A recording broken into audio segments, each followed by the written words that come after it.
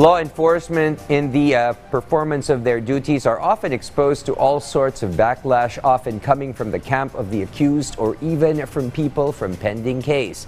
Thus, a call for an investigation on the service of an arrest warrant against Pastor Kibuloy and several others for allegedly being excessive is nothing new to the Philippine National Police or PNP that expressed readiness to face any probe. Patrick De Jesus has the full details.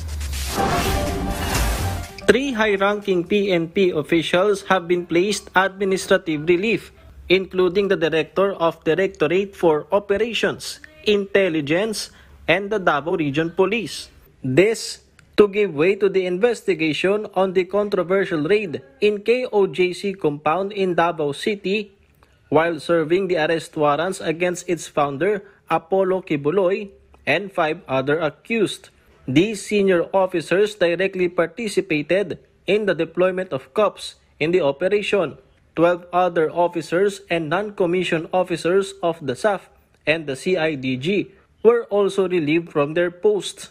Ang gagawin po nating investigasyon kung nagkaroon nga ba ng lapses, nagkaroon nga ba ng pagmamalabis, nagkaroon nga ba ng negligence of supervision, at titingnan natin yung manner ba ng pagsiserve po ba ng warrant ay naging tama, wala po ba tayong na-violate doon sa police operational procedure. Senator Robin Hood Padilla intends to file a resolution to investigate the alleged unnecessary and excessive force during the raid in the KOJC compound. The PNP said it is open to any investigation, but they stand firm the operation was legitimate, while also appealing to Kibuloy and others accused to face the complaint against them pertaining to sexual abuse, child abuse, and human trafficking. Kung sinasabi po nila na ang PNP ay rumespeto po sa batas, siguro po yun din po yung sasabihin natin sa kanila, rumespeto din po sila sa batas.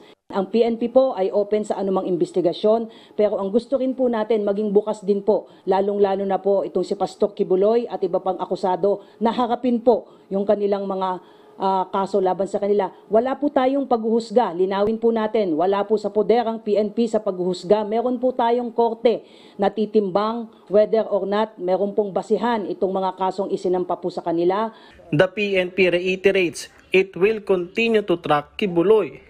Hindi po ito makakaapekto, sir, sa ginagawa po nating manhunt operation. Tuloy-tuloy po ito. Kaya nga kanina po ay patuloy po akong umapila kina Pastor Kibuloy na harapin itong kaso na ito at hayaan po yung legal process na tumakbo po para maiwasan yung mga ganitong tensyon. Meanwhile, complaints were filed against KOJC supporters in the area when the incident happened on charges of obstruction of justice, disobedience to agents and persons of authority, and possession of bladed weapons.